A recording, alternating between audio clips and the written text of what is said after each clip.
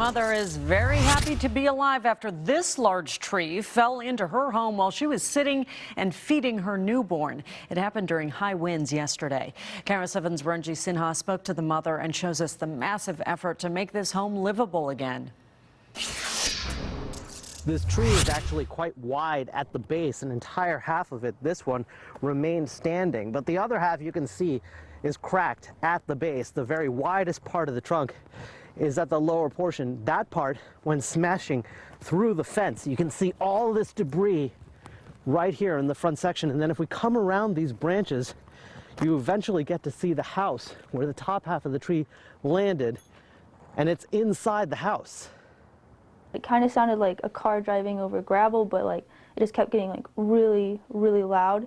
The roar of this tree falling made Aja Hoff rush to safety after it smashed through her roof. Just a couple feet away, the ceiling just caved in. The mother was feeding her 1-month-old around 2 p.m. Monday when the tree landed on the couch where she was sitting. I just panicked. I picked her up. She was screaming louder than I'd ever heard. Hoff had no idea what was happening and feared her house would collapse. She did get out and saw the damage. It's a big tree.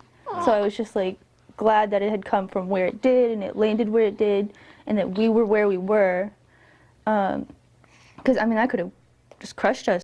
I was shocked. Joanne Malloy lives next door and showed us her mangled backyard. We heard a big boom. We thought it was Fort Lewis. The tree smashed her fence but missed her sheds. Did you hear the crack? No.